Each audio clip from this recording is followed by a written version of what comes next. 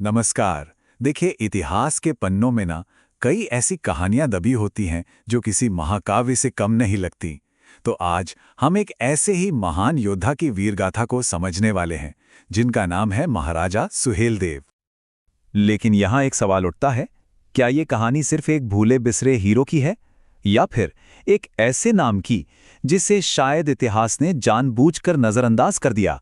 हाँ, चलिए आज इसी रहस्य से पर्दा उठाते हैं। तो इस कहानी की शुरुआत होती है उत्तर प्रदेश के बहराइच से। देखिए, ये सिर्फ एक शहर नहीं है, बल्कि किंवदंतियां और आध्यात्म की जमीन है। ये वही जगह है जो महर्षि अष्टावक्र और खुद भगवान बुद्ध जैसे महापुरुषों की तपोस्थली रही है। और जानते हैं, ये भूमि गवाह रही है एक बहुत बड़े बदलाव की। ये वही जगह है जहां भगवान बुद्ध की अहिंसा ने अंगुलीमाल जैसे खूंखार डाकू की हिंसा को भी बदल कर रख दिया और उसे धर्म के रास्ते पर ले आई। और इसी पाक जमीन की हिफाजत के लिए इतिहास के एक बहुत ही अहम मोड़ पर एक नायक सामने आया। नाम था महाराजा सुहेलदेव। तो महाराजा सुहेलदेव थे कौन? वो 11वीं सदी में श्रावस्ती के राजा थे। लोग उन्हें सुहरध्वज के नाम से भी जानते थे और उनका शासन चलता था चरदा के किले से, जिसके खंडहर आज भी मानो उनकी बहादुरी की कहानी सुनाते हैं। अब देखिए, उनके वंश को लेके ना इतिहासकारों में थोड़ी बहस है। कुछ का मानना है कि वो भर जाति के थे, जो एक प्राचीन जनजाति थी।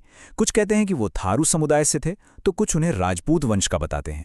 लेकिन सच तो ये है कि उनकी वीरता इन सब वर्गीकरणों से कहीं ज्यादा बड़ी थी। और ठीक उसी समय उत्तर भारत पर एक बहुत बड़ा खतरा मंडरा रहा था।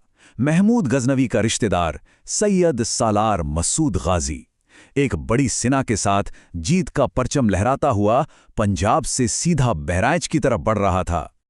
तो इस विदेशी हमले के सामने महाराजा सुहेलदेव ने जो किया वो सच में असाधारण था।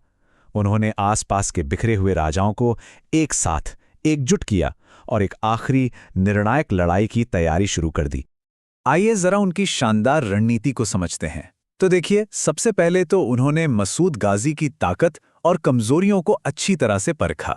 फिर उन्होंने आसपास के छोटे छोटे राजाओं को राष्ट्रधर्म की याद दिलाई और सबको मिलाकर एक सेना तैयार की।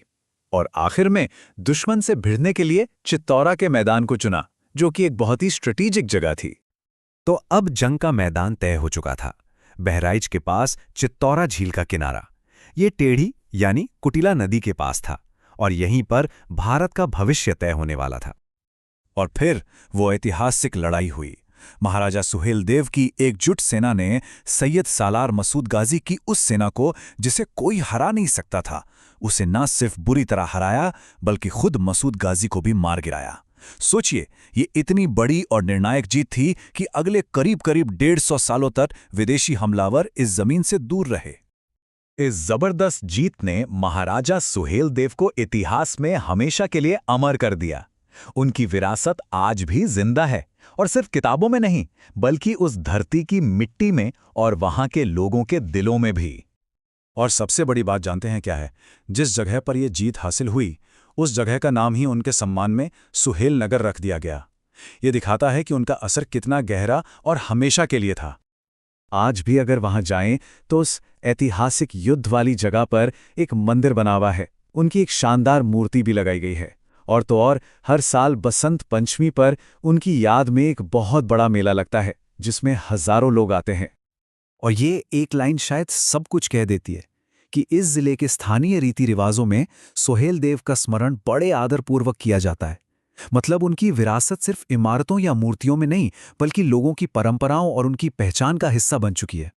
महाराजा सुहेलदेव की कहानी सुनने के बाद एक सवाल मन में जरूर आता है कि आखिर इतिहास के पन्नों में ऐसे और कितने नायक दबे हुए हैं जिनकी कहानियां हम तक पहुंची ही नहीं।